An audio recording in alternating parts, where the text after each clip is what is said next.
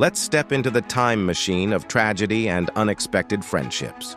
Looking through the lens of history, we capture the unbridled brutality and poignant beauty of World War II. As the shutter clicks reveal the raw, unvarnished truth of humanity's darkest hour. From the battle-scarred landscapes to the faces forever etched in time, these shocking photographs will transport you to a world both familiar and forgotten. Will you be able to handle the harsh reality hidden within these historic frames? Join us as we take you through the shocking photos from World War II. You must see airborne advantage. A Japanese torpedo bomber explodes in the air after being hit directly by a 5-inch shell from a U.S. aircraft carrier. During World War II, naval combat in the Pacific was intense, with the aircraft playing a crucial role in the war. Japanese torpedo bombers were significant threats to Allied ships, and the skills of onboard gunners shooting down the threats was vital for survival of the aircraft carriers. The barrages of rockets. On March 27, 1945, the USS LSM R-190, a mighty landing ship medium, unleashed a thunderous barrage of rockets upon the shores of Tokishishima, a small island nestled near Okinawa, Japan. The pre-landing bombardment illuminated the dawn sky as salvo after salvo of rockets screamed towards their targets, casting a fiery glow over the war-torn landscape. The LSM R-190's rockets rained down upon the enemy's fortifications, softening their defenses in preparation for the impending Allied invasion. The ship's crew, their faces set with determination, expertly coordinated the assault, their precision and skill honed from months of battle-hardened experience. Little did they know, their valiant efforts would soon be met with a ferocious counterattack. On May 4, 1945, the LSM R-190 faced its ultimate test as 3 Japanese kamikaze aircraft, their pilots driven by a fierce determination, descended upon the ship in a deadly embrace. The ensuing battle would prove fatal, the LSM R-190 succumbing to the relentless assault, its sacrifice a testament to the unyielding bravery of those who served on its decks. A French civilian woman pours a drink of cider for a British soldier. Amidst the ruins of war, a moment of kindness unfolded in the ravaged town of Lisieux, 1944. A French civilian woman poured a refreshing drink of cider for a weary British soldier. His eyes, red-rimmed from fatigue, met hers in a fleeting moment of connection, as he cradled his Bren gun in his arms. After the invasion, Allied troops advanced through France, liberating cities and villages from German control. The local population often provided support or resources to the liberating forces, creating an atmosphere of mutual cooperation and gratitude. Flying captain resting. Flight captain RN skipper taking a nap. Flight missions often covered a distance of 3,000 miles, resulting in only 4 or 5 attacks per month for the soldiers of the B-24 squadron in the Darwin area. In between missions, they led an almost non-existent rest, with official rest time 3 p.m. Although the heat often made it difficult to sleep, the long mission and the wait between them were physically and mentally challenging. Rest was essential for recovery and preparation for the next operations. This daily routine shows how the soldiers sought to maintain a sense of normalcy and balance amidst the ongoing war. Seen at Detroit's Central Station, September 23, 1943, Detroit, Michigan. An emotional scene unfolded at Detroit's bustling Central Station as an anxious father bid a heartfelt farewell to his young children. The man, freshly conscripted into the military, was about to embark on a journey to Fort Custer for training, leaving behind the comfort and familiarity of home. This was definitely an emotional moment. Even the sound of trains rumbling in the background wouldn't drown the murmur of tearful goodbyes that would have filled the air, as the father struggled to come to terms with the uncertain fate as he's off to fight in a war. A spy's last laugh. In the frozen wilderness of Rukkajärvi, Finland, in November 1942, a dramatic scene unfolded. A Finnish soldier, his face set in a grim expression, stood poised to carry out the ultimate sentence on an alleged Soviet spy. The accused, a hint of a smirk still playing on their lips, laughed openly, a defiant gesture in the face of death. The spy's eyes gleamed with a fierce intensity, their gaze locked on the soldier, as if daring them to pull the trigger. The cold air was heavy with tension. The soldier's rifle, a stark symbol of fate, was raised, its muzzle a mere breath away from the spy's temple. The contrast between the spy's laughter and the soldier's stern expression was jarring, a poignant reminder of the stark realities of war. In this frozen moment, the spy's laughter became a powerful statement of resistance, a final act of defiance in the face of mortality. A moment of respite. On a chilly December 11, 1944, in the war-torn village of Geich, near Düren, Germany, Corporal James Gregory and Technician 5th grade Omer Taylor huddled together, seeking refuge from the relentless barrage of enemy fire. They took cover behind the sturdy armor of an M4 Sherman tank, its metal exterior scarred from previous battles. Gregory clutched his trusty M1 Thompson submachine gun, its wooden stock worn from countless engagements. Taylor, his eyes narrowed against the acrid smoke, held a lit cigarette between his lips. The brief respite from combat a rare luxury. As they puffed on their cigarettes, the bitter taste of nicotine momentarily masked the acrid flavor of fear. The din of gunfire and explosions filled the air, a stark reminder of the unforgiving reality of war. Joe Rosenthal, raising the flag on Iwo Jima. In terms of photographic production, World War II saw the most extensive use of professional, military, and freelance photographers. Indeed, the concept of war photographer as we intend it today was born during this conflict. Names such as Robert Capa, George Silk, Margaret Bourke White, and William Eugene Smith became popular in the pages of magazines and newspapers and set a standard for those to come. Technology had also evolved since the 1920s. Photographers could now rely on small cameras such as the Rolleiflex, the Contax rangefinder, and the Leica. Free from cumbersome equipment and long exposure times, reporters could finally photograph active combat. For instance, the blurred images taken by Robert Capa on D-Day were made with a Contax II and catapulted the world into the freezing waters of Normandy and the chaos of warfare. Yet not all iconic World War II photographs were of ongoing clashes. Two of the most famous photographs immortalized the end of fighting and the stillness of victory: Raising the Flag on Iwo Jima by Joe Rosenthal and Raising a Flag over the Reichstag by Yevgeny Kaldai. In February 1945, the U.S. Army captured the Japanese island of Iwo Jima. To signify the takeover, a group of Marines, followed by the photographer Sergeant Louis Lowery, climbed Mount Suribachi to raise the American flag. Due to the heavy Japanese firing, Lowery had to take cover, but slipped and broke his camera. Luckily, another photographer, Joe Rosenthal, was just behind, hoping to take a few shots from the summit. Through a combination of luck and photographic instinct, Rosenthal took the photograph that eventually became an embodiment of the bravery of the U.S. troops. Yevgeny Kaldai, Raising a Flag over the Reichstag.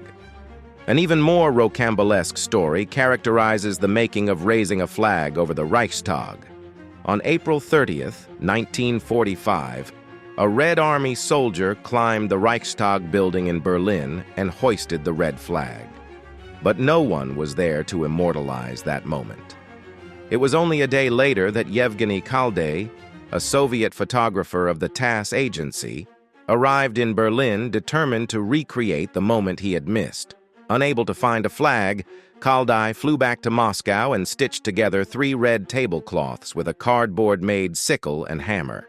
Back in Berlin again, Kaldai convinced 3 soldiers to help him recreate the hosting of the flag. The photograph is now the symbol of the liberation of Berlin from the Nazis. Like never before, the photographs taken during this conflict showed the damage inflicted, not only on soldiers, but also on civilians and their lives. Frozen, burnt, and mauled corpses, Entire cities razed to the ground, the effects of the atomic bomb, the glazed eyes of those who returned from the front. One of the most horrific events in the history of mankind was recorded, among others, by Margaret Bourke-White. She arrived in Buchenwald, one of the largest Nazi concentration camps, shortly after it was liberated by U.S. troops in the spring of 1945. Her photographs appeared on Life in May with the caption, "Dead men will have indeed died in vain if live men refuse to look at them." The Fallen Soldiers, by Robert Capa. The falling soldier photograph is considered one of the greatest war photos ever taken, yet it sparks intense debate in the world of photojournalism. While some might view the story behind the image as somewhat exaggerated, it remains undeniably fascinating. Controversy surrounds the photograph, with many accusing Robert Capa of staging the shot. Several theories have emerged regarding how this might have been achieved. Here we will explore the various hypotheses, leaving it to the reader to form their own opinion. So why was this picture so special? The Spanish Civil War was actually the first war monitored by modern media, and it was the first widely published photograph of such kind of imagery. It is also considered one of the best combat photographs ever made, since it was the next level of war photography never seen before until then. When the picture appeared in the Life magazine in 1937, captioned as "A Spanish Soldier, the instant he is dropped by a bullet through the head," readers were pretty shocked since nothing quite like that had been published until then. The photo became famous for the way it is capturing the terrifying sudden death miracle of Dunkirk. After German soldiers swept through Belgium and northern France in a blitzkrieg in May of 1940, all communication and transport between Allied forces were cut, leaving thousands of troops stranded. Operation Dynamo was quickly put in place to evacuate the Allies stuck along the beaches of Dunkirk, France. Soldiers waded through the water hoping to escape by rescue vessels, military ships, or civilian ships. More than 300,000 soldiers were saved during what would be later called the Miracle of Dunkirk. Pearl Harbor. On December 7, 1941, the U.S. naval base Pearl Harbor was the scene of a devastating surprise attack by Japanese forces. Japanese fighter planes destroyed nearly 20 American naval vessels, including 8 battleships and over 300 airplanes. More than 2,000 Americans, including civilians, died in the attack, with another 1,000 Americans wounded. This event was the tipping point for the U.S. The next day, December 8, 1941, Congress approved Roosevelt's declaration of war on Japan. 2 years after its bloody start, the U.S. had officially entered World War II. Just 3 days later, Japan's allies, Germany and Italy, declared war against the United States, which Congress reciprocated by declaring war on the European powers. The world was once again at war. The Warsaw Ghettos. After Hitler's invasion of Poland, more than 400,000 Jewish Poles were confined within a square mile of the capital city, Warsaw. By the end of 1940, the ghetto was sealed off by brick walls, barbed wire, and armed guards as other Nazi-occupied Jewish ghettos sprung up throughout Eastern Europe. In April 1943, residents of the Warsaw Ghetto staged a revolt to prevent deportation to extermination camps. The Jewish residents were able to stave off the Nazis for an impressive 4 weeks. However, in the end, the Nazi forces destroyed many of the bunkers the residents were hiding in, killing nearly 7,000 people. The 50,000 ghetto captives who survived, like this group pictured here, were sent to labor and extermination camps. This photograph was found, amongst others, in a report by SS General Stroop titled, "The Jewish Quarter of Warsaw is No More. Human Remains at Majdanek." The photographs that emerged from the Nazi-led concentration camps are among some of the most horrifying ever produced, let alone during World War II. The images remain clear in one's mind, families being captured and separated, emaciated bodies in barracks. This 1944 photograph shows a pile of remaining bones at the Nazi concentration camp of Majdanek, the second largest death camp in Poland after Auschwitz. During the entire period of its existence, the Majdanek camp was under construction. Construction on the camp began in October 1941 with the arrival of about 2,000 Soviet prisoners of war. Most of the Soviet prisoners of war at Majdanek were too weak to work. Virtually all were dead by February 1942. The SS also detailed Jewish forced laborers from the Lipowa Street camp, located in the center of Lublin, to help construct Majdanek. On December 11th to 12th, 1941, the SS rounded up more than 300 Jews in the streets of Lublin and selected 150 of them as the first Jewish prisoners to be incarcerated in Majdanek. During January and February 1942, the SS and police selected Polish Jews from the Lublin ghetto and brought them to Majdanek for forced labor. In January and February 1942, the first non-Jewish Polish prisoners also arrived in Majdanek. Conditions in the camp during the bitterly cold winter of 1941-42 were lethal. The SS routinely shot prisoners too weak to work either on the edge of the campgrounds or in the Krepiecki forest north of Lublin. In spring 1942, the Germans began to implement the final solution in the general government within the framework of Operation Reinhard. From transports headed for the killing centers, the SS diverted to Majdanek prisoners capable of work that they had selected, often while the train stood at the Lublin Central train station. Between March 29th and mid-June 1942, some 7,000 Slovak Jews were diverted from Auschwitz and Belzec to Majdanek. The SS also selected Jews for labor from transports of German, Austrian, and Czech Jews, destined for the camp ghettos in Izbica and Piaski and the Sobibor killing center. By the summer of 1942, the SS and police had taken 2,000 Czech Jews off trains, transporting them from Theresienstadt to the Lublin district, and sent them to Majdanek as forced laborers.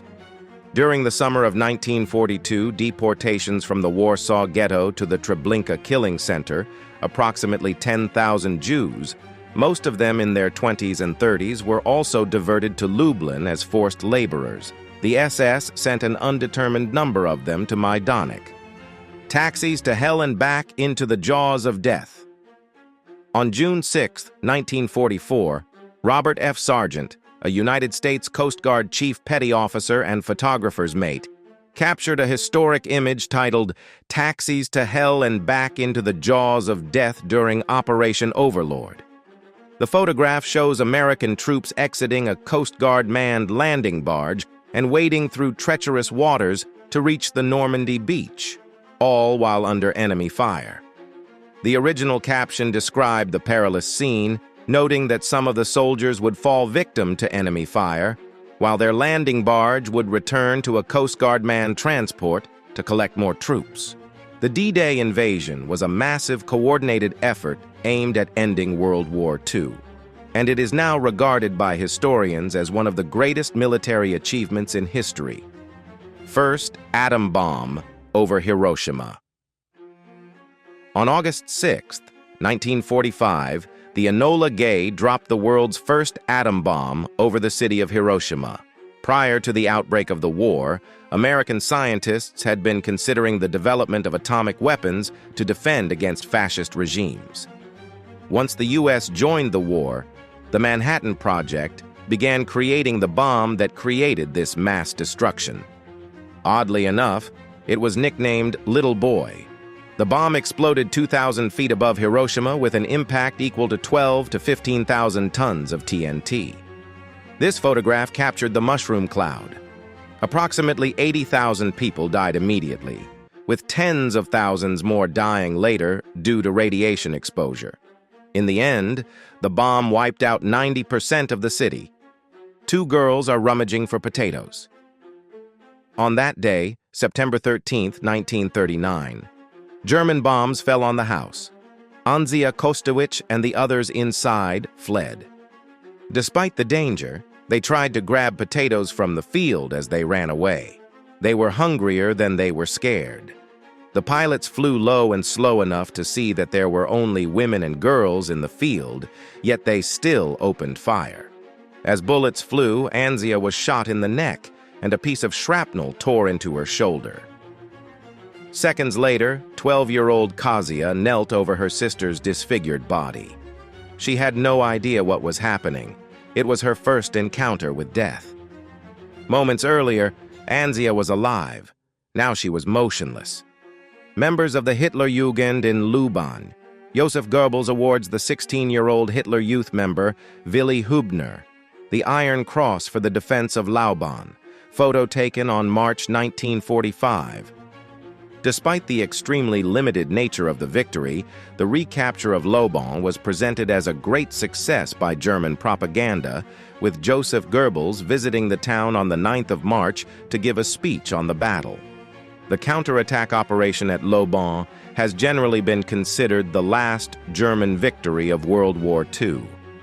As Germany suffered more casualties, more teenagers volunteered and were accepted, initially as reserve troops, but then as regulars. Their Soviet foes, who had marched over the corpses of 27 million Russians from Stalingrad to reach Germany, had little mercy for their opponents, and even less if they were dressed in SS uniforms. The children were slaughtered in thousands. The Germans equipped an entire SS Panzer tank division and manned it with 16- and 17-year-old boys from the Hitler Youth Brigades. As Germany suffered more casualties, more teenagers volunteered and were accepted, initially as reserve troops, but then as regulars. The German ethic of the boy soldier not only encouraged such service, but towards the end of the war, the Germans even drafted boys as young as 12 into military service. These children saw extensive action and were among the fiercest and effective German defenders in the Battle of Berlin. From July 1944 to April 1945, there were over 300,000 casualties a month in the German army. Dead, missing, and captured. Now the name of the city is Luban. The Poles renamed it after they expelled the German population and annexed the territory. German Heinkel, He-111 bombers over the English Channel, 1940. September 7, 1940. At about 4 p.m., the Blitz of London began with the German Luftwaffe attacking the city with 348 bombers escorted by 617 fighters. After dark, a second wave of over 200 bombers attacked using the fires from the earlier attack to guide them. Approximately 1,000 Londoners were killed that first night. During the Blitz, London was bombed for 76 consecutive nights. German military leaders believed that England could only be defeated by invasion. Before Germany could stage a cross-channel invasion, though, it had to gain air superiority. After weeks of relentless, devastating attacks against British airfields, Reichsmarshal Hermann Wilhelm Göring made a fatal mistake. He shifted to attacking population centers. The primary purpose of the Blitz of London was to force the Royal Air Force to defend the city. Luftwaffe commanders believed that they could destroy the RAF in battle, and the RAF had to be destroyed for an invasion of England to go forward. By the end, losses in airplanes and crews to both sides were about even, but the RAF survived. Thus, Germany failed in its goal. There was no invasion. The Heinkel He-111 was the primary Luftwaffe bomber. It had a crew of 5 or 6. The airplane was powered by 2 liquid-cooled Junkers Jumo 211 inverted V12 engines, producing 1,200 horsepower each, giving the He-111 a maximum speed of 254 miles per hour. The bomber was 59 feet long with a wingspan of 77 feet. It was armed with 3 or more 7.92 millimeters machine guns and could carry up to 4,400 pounds of bombs. It had a maximum range of 1,420 miles. German soldiers of the 12th SS Panzer Division in Normandy.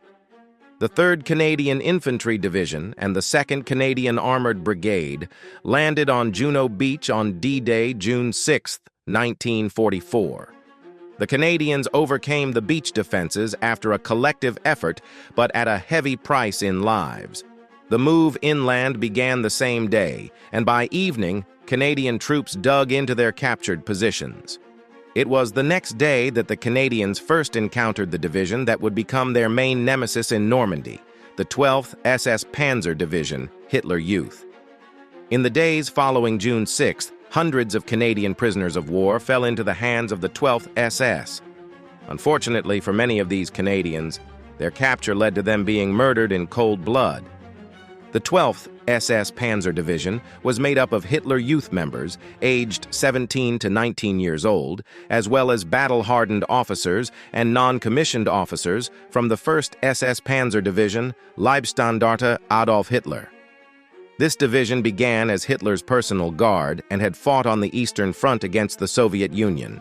The combination of fanatical Nazi teenagers and an NCO corps that had fought in the brutalized conditions of the East led to the division having the propensity to murder POWs. Nazi tanks rumble past Arc de Triomphe. June 14, 1940, German troops rolled into the streets of Paris from the northwest today and swung triumphantly down the famous Champs-Élysées in the heart of the French capital. German tanks, their blunt-nosed guns ominously dominating the streets, led the advance into the city that last felt the tread of Prussian boots almost 70 years ago after Bismarck's triumph in the War of 1870.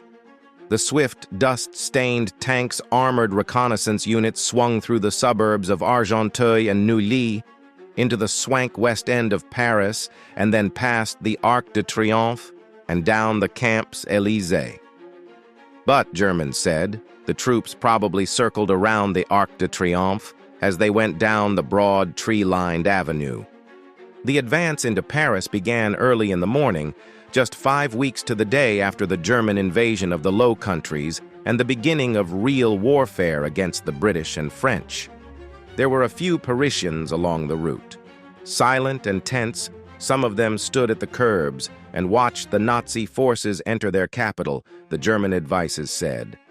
First came the tanks, flanked by armored cars that rolled through the outskirts of the city, fled swiftly across the River Seine, and thence into the broad Avenue de Neuilly. Behind them came anti-tank units still smudged with the grime of battles that had been fought with terrible fury north of Paris. As the sun rose high, still more units joined the parade of victory through the hostile capital from which French armies had fallen back during the night. Motorized infantry in steel-shielded trucks and with machine guns mounted to sweep the wide streets raced across the Seine bridges and southeastward toward the Étoile, where stands the Arc de Triomphe, started during the years of Napoleonic triumphs.